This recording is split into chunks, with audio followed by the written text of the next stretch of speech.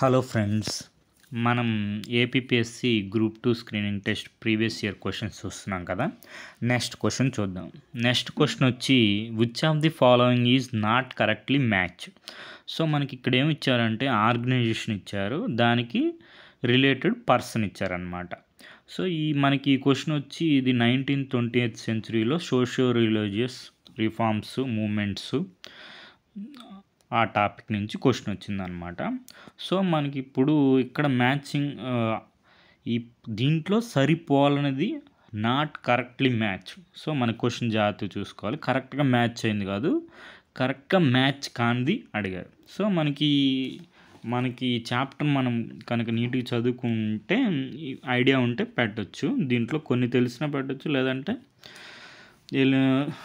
Answer తెలిస్తే direct పెట్టేయచ్చు. So మనం చూసుకుందాం. ఫస్ట్ సేవా సదన్ వచ్చి బెహరంజీ ఎం మలబారి, బెహరంజీ మెర్వాన్జీ మలబారి అనమాట తన పేరు. సో దేవ సమాజు రాధాకాంత్ దేబ్.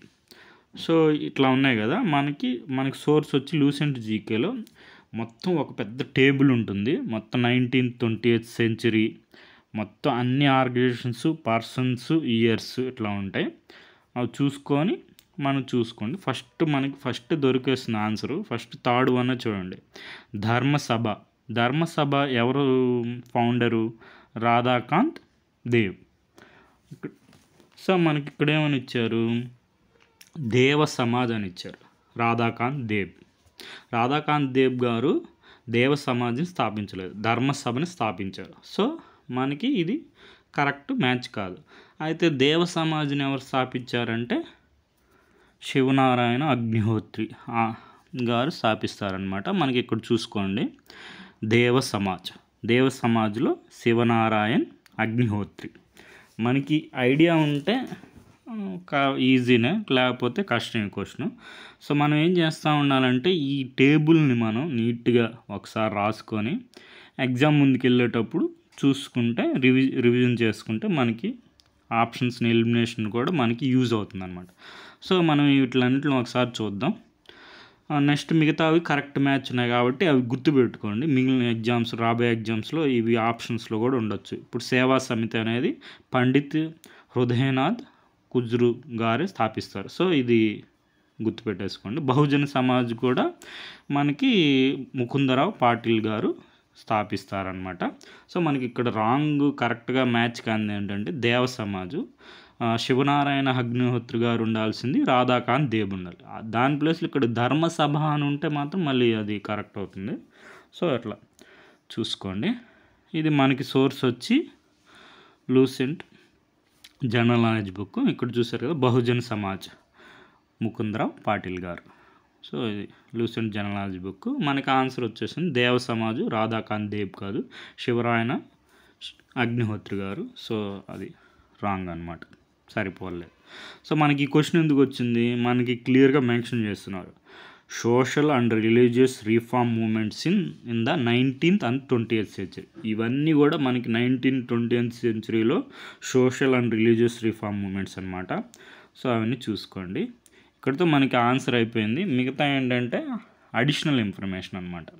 దీనికి సోర్స్ వచ్చి స్పెక్ట్రమ్ బుక్. చూసుకోండి. ఫస్ట్ దేవ సమాజ్ అంటే దేవ సమాజ్ మనకి శివనారాయణ అగ్నిహోత్రి గారు స్థాపిస్తారు. సో మనకి దానికి రిలేటెడ్ ఇన్ఫర్మేషన్ చూసుకోండి. దేవశాస్త్రాస్ అని ఉంటుంది. ఈ దేవ సమాజ్ యొక్క టీచింగ్స్ అనేవి దేవశాస్త్ర అనే బుక్లో ఉంటుంది. వాళ్ళు దేనికి అగెనిస్ట్గా పోరాడారు అది కూడా ఒకసారి చూసుకోండి.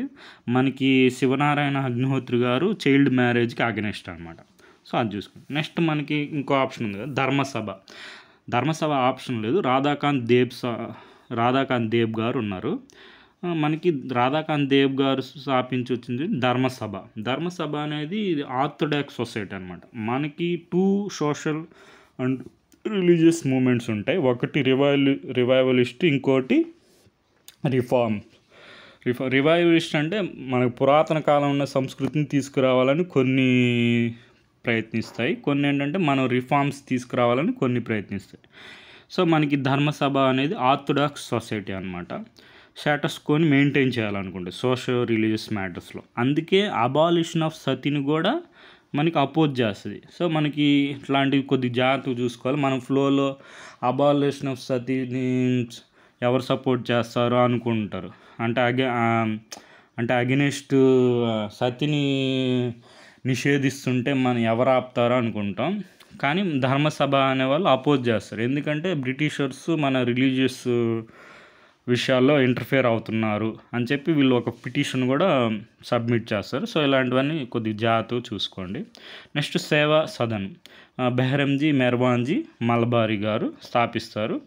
ఇది దేనికోసం అంటే దీనికి ఇది ఏజ్ ఆఫ్ కన్సెంట్ యాక్ట్ వీళ్ళ కృషి వల్లే వచ్చిందనమాట.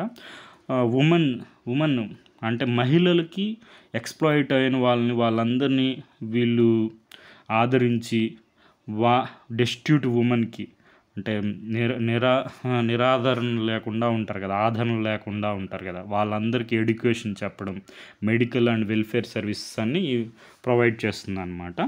సో ఇది బెహరంజీ మెల్వారీ గారు ఇండియన్ స్పెక్టర్కి ఎడిటర్ అనమాట. దాన్ని అక్వైర్ చేస్తారు, ఎడిట్ కూడా చేస్తారు. సో ఇట్లాంటి రిలేటెడ్ న్యూస్ పేపర్స్ ఇవన్నీ రాబోయే ఎగ్జామ్స్లో మనకి ఉపయోగపడతాయి. ఇవన్నీ చూసుకోండి పాయింట్స్ అన్నీ.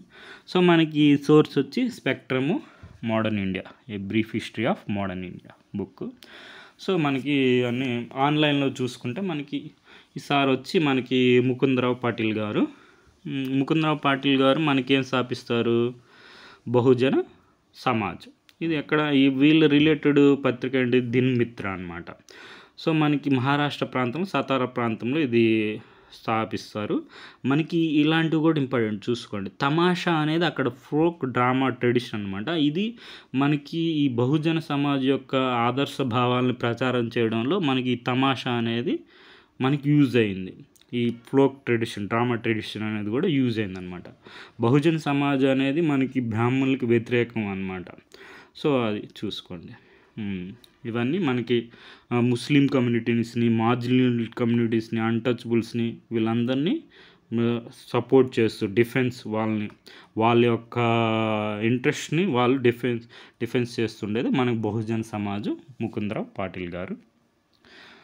సో చూసుకోండి. నెక్స్ట్ ధర్మసభ చెప్పాను కదా, ధర్మసభ వచ్చి రాధాకాంత్ దేబ్ గారు.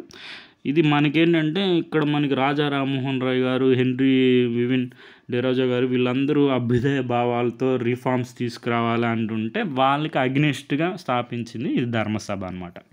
అందుకోసం మనకి లార్డ్ విలియం బెంటిక్ మనకి అబాలిషన్ సతీ 1829లో బెంగాల్లో సతీని అబాలిష్ చేస్తున్నామంటే దానికి అగనెస్ట్గా హిందూ రిలీజియస్ ప్రాక్టీస్లో మీరు ఇంటర్ఫేర్ కాకూడదు అని చెప్పి మనకి ధర్మసభ అనే వాళ్ళు మనకి పిటిషన్ కూడా సబ్మిట్ చేస్తారనమాట.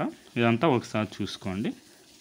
సో నెక్స్ట్ ఇదే కాదు, నెక్స్ట్ మన హిందూ విడో రీమేజ్ యాక్ట్ 1856 కూడా వీళ్ళు అపోజ్ చేస్తారు ధర్మసభ వాళ్ళు, రాధాకాంత్ దేబ్ గారు. సో అది చూసుకోండి. ఈ యాక్ట్స్ ఇయర్స్ కూడా మ్యాచింగ్ అడగచ్చు. సో జాగ్రత్త చూసుకోండి. హిందూ విడో రీమేజ్ యాక్ట్ 1856, నెక్స్ట్ వచ్చి అబాలిషింగ్ సతీ ఇన్ బెంగాల్ అయితే 1829, నెక్స్ట్ ప్రావిన్స్లో 1830లో వచ్చింది. సో అది కూడా ఒకసారి చూసుకోండి. నెక్స్ట్ ఈయన రాధాకాంత్ దేబ్ గారు. So next Behramji Merwanji mulberry అంటే వాళ్ళ దత్తు తీసుకున్న ఒక నాన్నగారి పేరు అనమాట. బెహరాన్జీ ఈయన పార్సీ జర్నలిస్టు, సోషల్ రిఫార్మ్ అనమాట. మనం చూసాం కదా. ఇది ఏజ్ ఆఫ్ కన్సెంట్ యాక్ట్ 1891. దీన్ని పాస్ కావడానికి మన బెహరంజీ మల్బారీ గారి యొక్క కృషి అనమాట. సో సేవా సదన్ మనకి తెలుసు కదా, ఇది ఇంపార్టెంట్ చూసుకోండి. కేస్ ఆఫ్ రుక్మాబాయ్, దీనివల్ల మనకి ఏజ్ ఆఫ్ కన్సెంట్ యాక్ట్ అనేది వచ్చింది 1891లో. సో దాని మీద ఆల్రెడీ ఒక క్వశ్చన్ కూడా వచ్చింది యూపీఎస్సీ ప్రిలిమ్స్లో 2020లో. చూసుకోండి. In the context of Indian history, Rukhmabai case of 1884 revolved around. మనకి కనుక తెలుసుంటే ఏజ్ ఆఫ్ కన్సెంట్ అని, women right to gain education దానికి సంబంధం లేదని తెలిస్తే, 1 కాదని తెలిస్తే మొత్తం అన్ని ఆప్షన్స్ ఎగిరిపోతాయి, ఓన్లీ బి అనేదే ఉంటుంది. మనకి రుక్మాబాయ్ కేసు అనేది age of consent, restitution of conjugal రైట్స్కి సంబంధించింది అనమాట. సో మనకి బెహరంజీ మెర్వాన్జీ మల్బారీ గారు. So next Pandit Hridaynath Kunzru. మనకి ఈసారి వచ్చి మనకి గోపాలకృష్ణ గోఖలే గారు స్థాపించినటువంటి సర్వెంట్స్ ఆఫ్ ఇండియన్ సొసైటీలో జాయిన్ అవుతారు. సో మనకి తెలిసింది ఇండియా యొక్క డెవలప్మెంట్కి చాలా కృషి చేస్తారనమాట. సో మనకి ఈయన పార్లమెంటేరియన్ కూడా, మనకి ఎన్సీసీ ఉంది కదా, నేషనల్ క్యాడెట్ క్రాప్స్, దాని స్థాపనలో కూడా ఈయన కృషి ఉంటుంది. పార్లమెంటేరియన్గా ఉన్నప్పుడు ఈయన రికమెండ్ చేస్తారు, ఒక కమిటీ వేస్తారు, ఆ కమిటీకి చైర్మన్ అనమాట పండిత్ హృదయనాథ్ కుజ్రు గారు. సో ఇలాంటివి చూసుకోండి, పండిత్ హృదయనాథ్ కుజ్రు గారు. ఓకే ఫ్రెండ్స్, ఇక్కడితో మనకి క్వశ్చన్ అయిపోయింది. నెక్స్ట్ ఇంకా ఈ సోషల్ రిలీజియస్ రిఫార్మర్స్ ఇంకా ఎవరు ఉన్నారంటే మనకి తెలిసిందే స్వామి వివేకానంద. సో స్వామి వివేకానంద గారి గురించి అన్నీ చూసుకోండి, అన్నీ ఆల్రెడీ తెలుసుంటాయి, మళ్ళీ ఒకసారి రివిజన్ చేసుకోండి. సో మనకి ఇట్లా క్వశ్చన్స్ వస్తాయి అన్నమాట. Lectures from Colombo to Almora is based on the experience of which one of the following Swami Vivekananda. So ఇది ఆల్రెడీ యూపీఎస్సీ ప్రిలిమ్స్లో ఈ క్వశ్చన్ అడిగారు 2006లో, చూసుకోండి ఒకసారి. నెక్స్ట్ రాజా రామ్మోహన్ గారి గురించి అసలు మనకి social religious Indian renaissance, father of Indian renaissance అంటే మనకి రాజా రామ్మోహన్ రాయ్ గారు గుర్తొస్తారు. సో ఇవన్నీ చూసుకోండి. రాజా అని ఎవరు ఇచ్చారు, అక్బర్టు, ఇది ఆల్రెడీ ఒకసారి క్వశ్చన్ అడిగారు, చిన్న చిన్న ఎగ్జామ్స్లో ఇలాంటివి అడుగుతారు.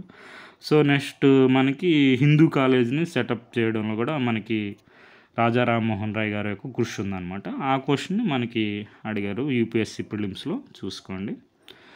So okay friends, thank you for watching.